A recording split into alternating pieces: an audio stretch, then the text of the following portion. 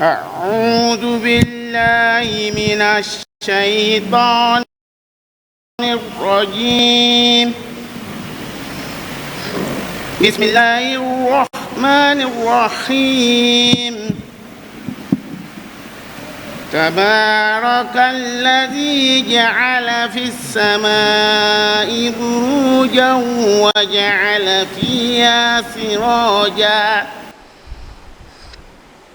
وجعل فيها سراجا وقمرا منيرا. وهو الذي جعل الليل والنهار خلفة لمن أراد أن يذكر أو أراد شكورا. وعباد الرحمن الذين يمشون على الأرض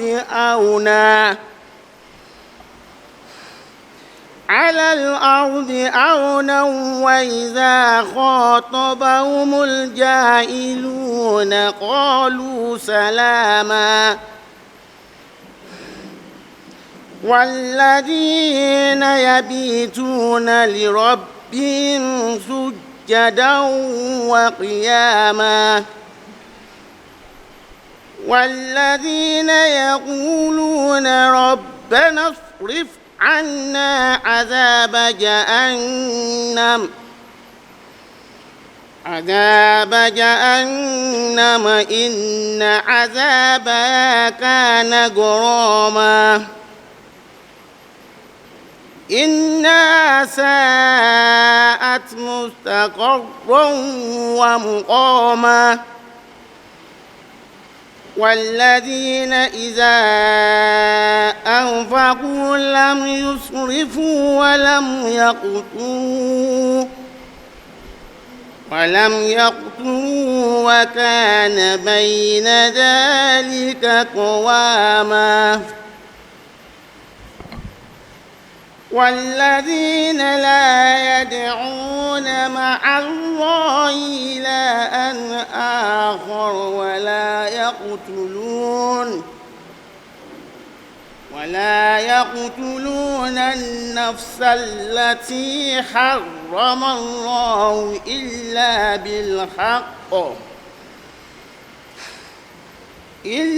بالحق ولا يزنون.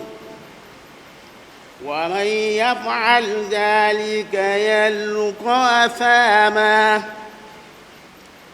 يضاعف له العذاب يوم القيامة ويخلد فيه مهانا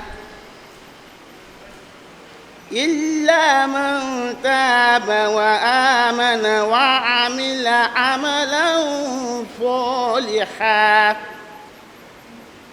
فأولئك يبدل الله سيئاتهم حسنات وكان الله غفورا رحيما. ومن تاب وعمل صالحا فإنه يتوب إلى الله متابا. والذين لا يشهدون الزور وإذا مروا باللغو مروا كراما. والذين إذا ذكروا بآيات ربهم لم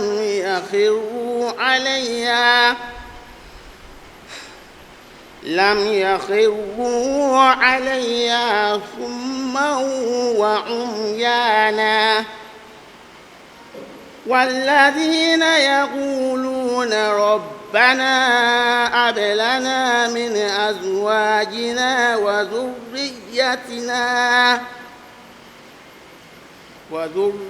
وذرياتنا قرة أعين واجعلنا للمتقين إماما. أولئك يجزون الغرفة بما صبروا ويلقون فيها تحية وسلاما خالدين فيها حسنت مستقرا ومقاما قل ما يعبأ بكم ربي لولا دعاؤكم